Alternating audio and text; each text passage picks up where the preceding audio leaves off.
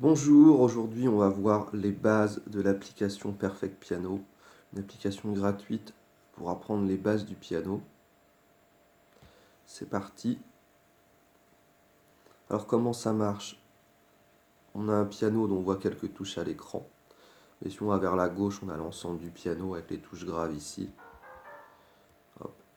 Et les touches aiguës tout à droite. Plus le chiffre est grand, 6, 7, plus c'est aigu. Plus le chiffre est petit, plus c'est grave. On a aussi des lettres. C, D, E, F, G, A, B, et qui se répètent, C, D, E, F, G, A, B. Ceux qui sont en option orchestre savent ce que c'est. Alors, c'est le solfège, mais en notation anglaise. C, c'est Do, D, c'est Ré, et ça permet de nous repérer sur un piano, sur un clavier, sur un synthétiseur. Si des fois certains connaissent le solfège français, on peut le changer comme ça. Ici, en haut à droite. C, D, hop. Et là, je remets en notation anglaise, parce que les tutos de piano sont plutôt en notation anglaise sur Internet. Alors, on va voir les options basiques. Donc, on a déjà vu aller à gauche, aller à droite, ou avec ces flèches-là. Hop, ça marche aussi. Et voilà le son que ça fait.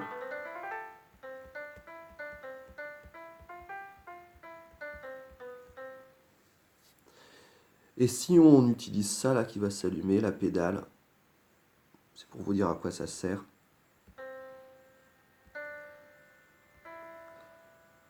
Ça tient le son reste, il résonne. C'est comme la pédale que j'ai en dessous le piano. Mais c'est pas vraiment utile sur la tablette, je vous conseille vraiment de l'enlever, sauf pour créer des effets. Faut mieux avoir un son court comme ça. Ok. Vous avez aussi ça, juste à côté, si vous voulez jouer à deux sur une tablette, chacun d'un côté. Si vous voulez, vous, juste en jouant tout seul, avoir plus de graves et d'aigus, avoir deux rangées, par exemple, hop, là on commence à C3, et puis là on voit que ça finit à F4, hop, comme ça. Là, je commence à G4 de l'autre côté, puis voilà, j'ai vraiment plus.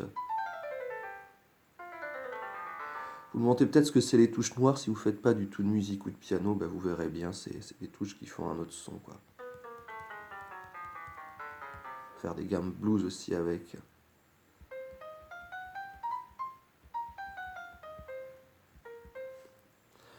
Ok, mais nous on va prendre donc, il y a aussi un mode accord. Bon bah vous essaierez. Et un mode rangée unique, nous c'est ce qui nous intéresse. On peut changer le son avec le piano, le dessin de piano en haut. Là on a un piano normal, on a différents types de pianos. On peut mettre un orgue par exemple.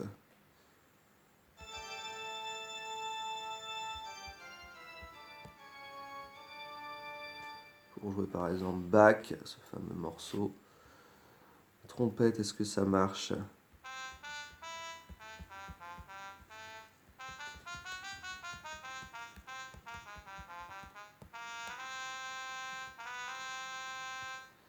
Ok, il doit y en avoir. Voilà, vous explorez un peu les différences. On va rester sur le piano.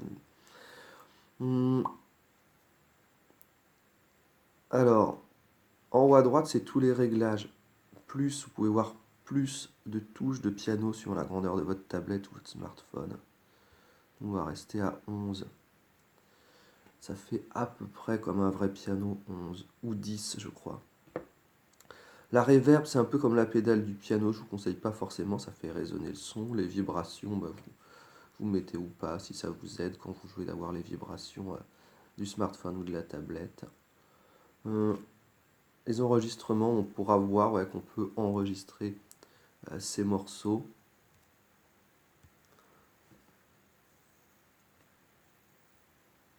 Et les réglages, eh ben, on a un métronome. Un métronome, c'est pour donner le tempo, la vitesse, le rythme d'une chanson, et ça peut être utile pour apprendre une chanson.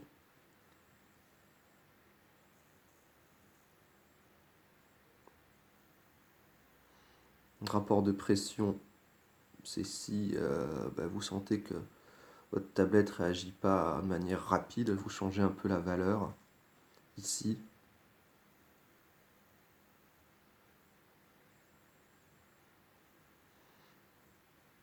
Et puis le reste,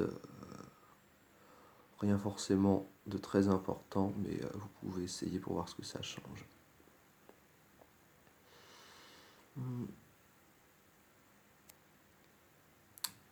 Voilà pour les bases aujourd'hui, donc amusez-vous comme ça à regarder des tutos sur internet de piano. Vous avez sur le site comment en trouver des tutos pratiques pour jouer des mélodies connues au piano. Et vous pouvez amuser à les jouer donc sur cette appli gratuite qui est Perfect Piano. Voilà, amusez-vous bien.